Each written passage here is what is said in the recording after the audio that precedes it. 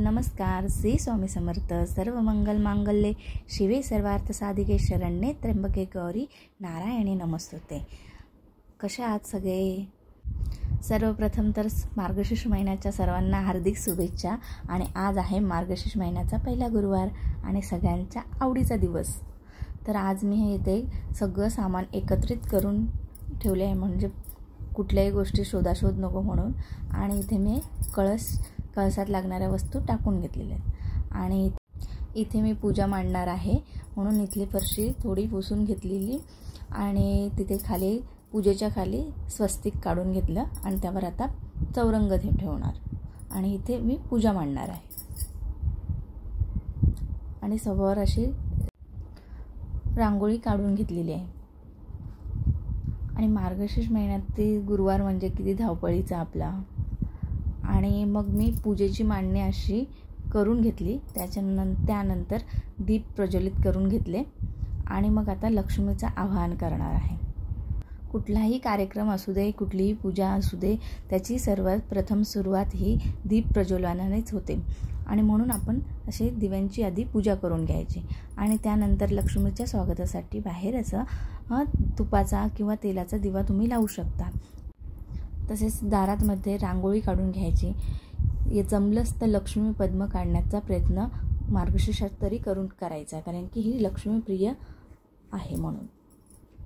इथे मी दारात कुंकवाने स्वस्तिक आधी काढून घेते आणि त्यानंतरच मी कुंकवाचेच पावलं, लक्ष्मीची पावलं उमटवणार आहे फरशीवर, म्हणजे लक्ष्मी आपल्या घरात प्रवेश करत आहे. ही पावलं अशी आणि मग त्यावर आपण बोटांनी 5 बोटं काढायची. मुख्य दरवाजा असा मी कालच स्वच्छ करून घेतलेला आणि मुख्य दरवाजावरही कुंकवाने स्वस्तिक आणि शुभलाभ काढायचं. तसेच आपल्या किचनची पूजा करायची, गॅस ओट्याची पूजा करायची, गॅसवर असं स्वस्तिक काढायचं.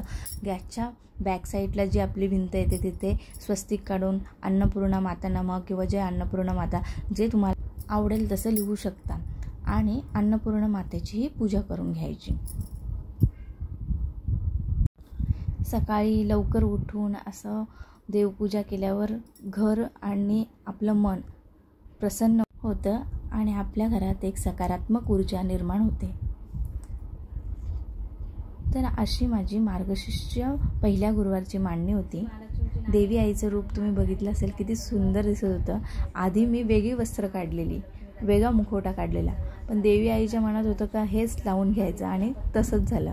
इथे मी माझी पूजा झाल्यानंतर धूपदीप दाखवल्यानंतर मग पोथीचं वाचन करत आहे. पोथी किंवा कुठलाही मंत्र जाप, कुठलेही स्तोत्र किंवा कुठल्याही ग्रंथाचे तुम्ही जेव्हा पठण करत असाल तेव्हा स्वतःला ऐकायला येईल एवढ्या तरी आवाजात बोललं पाहिजे. कारण की जे आपण मंत्र उच्चारण करतो, जे आपण स्तोत्र बोलतो, त्यातून एक पॉझिटिव्ह एनर्जी निर्माण होत असते आणि ती पॉझिटिव्ह एनर्जी आपल्या घरात पसरण्यास मदत होत असते. म्हणून कधीही कोणतीही पोथी वाचताना, कोणताही मंत्रजाप करताना किमान स्वतःला तरी ऐकायला येईल अशा आवाजात वाचावं. इथे माझं पोथी वाचन झालं आहे. त्यानंतर मी अशी आरती करून घेतली देवी आईची. त्यानंतर नैवेद्य दाखवून घेतलं. इथे मी अष्टलक्ष्मी दिव्याची पूजा केलेली आहे. म्हणजे लक्ष्मी म्हणजे पैसा नाही, तर आपल्याला आज अष्टलक्ष्मींची पूजा करायची असते. तुम्ही त्यांचे स्मरण करू शकता.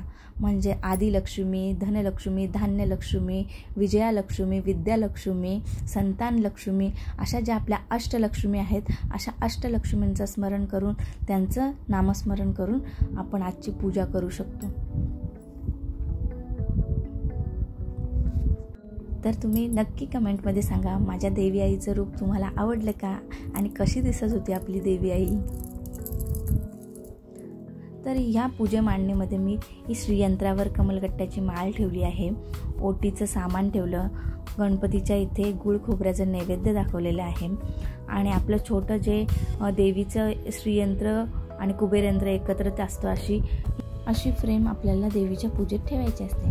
आणि इथे मी लक्ष्मीच्या स्वागतासाठी लक्ष्मी पद्म काढलेला आहे, दिवा धूप लावलेला आहे, रांगोळी काढलेली आहे आणि उंबरठ्याला सकाळीच हळदीचं लेपन केलेलं आहे. 2 कुंकवाची पावलं काढलेली आहेत आणि हा मी संध्याकाळी शूट केलेला व्हिडिओ आहे.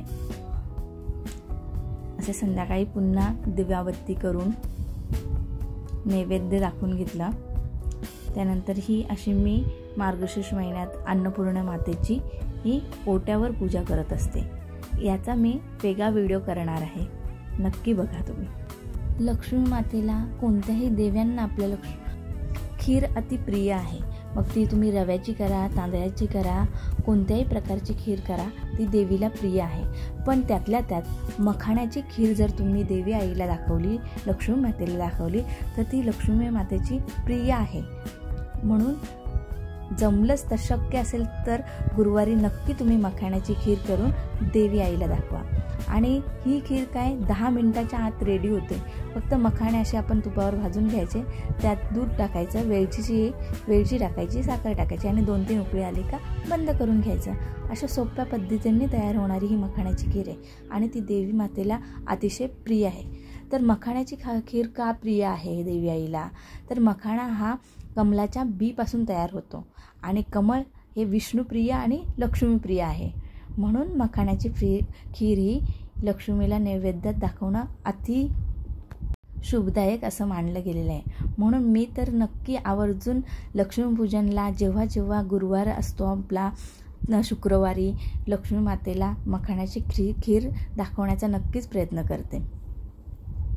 तर याचबरोबर मी आता इथे जेवणात दुपारी ही डाळ भाताचं नैवेद्य दाखवलेलं, म्हणून मी आता एक चपाती, पालकची वडी आणि मखाण्याची खीर असं साधं असं जेवण मी केलं आहे आणि साधं असं नैवेद्य मी माझ्या देवी आईला दाखवलेलं आहे.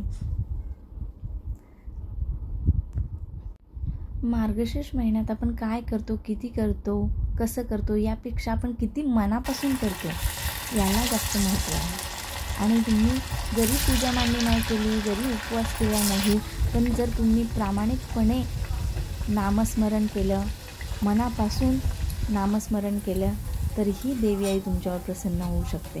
फक्त कोणतीही गोष्ट करताना ती तुम्ही स्वच्छ मनाने केलेली पाहिजे. स्वच्छ मनाने केलेली भक्ती, नामस्मरण हे देवापाशी लवकर पोचतं. आणि इथे मी नैवेद्याचं ताट तयार करून घेते आणि नैवेद्य देवीला दाखवून घेते.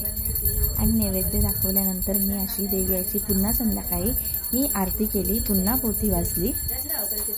कारण की महालक्ष्मीची पोथी ही सकाळ संध्याकाळ दर गुरुवारी जमलं तर, म्हणजे मार्गशीर्ष महिन्यातच नाही तर प्रत्येक गुरुवारी तुम्ही उपवास ठेवू शकता, प्रत्येक गुरुवारी तुम्ही पोथीचं वाचन करू शकता, देवी आईची आरती करू शकता. हे तेवढं चांगलं, जेवढं तुम्ही कराल तेवढं चांगलं. माता लक्ष्मीला स्वतःच्या सेवेच्या आधी भगवान विष्णूची सेवा प्रिय आहे. आणि जर तुम्हाला लक्ष्मीला स्थिर ठेवायचं असेल तर तुम्हाला विष्णू सेवा केलीच पाहिजे. कारण की ज्या ठिकाणी भगवान विष्णूंचा वास असतो त्या ठिकाणी माता लक्ष्मी वास करते. म्हणून महालक्ष्मीच्या सेवेबरोबर भगवान विष्णूंचीही सेवा करणं तेवढेच गरजेचं आहे. आणि म्हणूनच मग आज मी विष्णू सहस्रनामसुद्धा पठण केलं.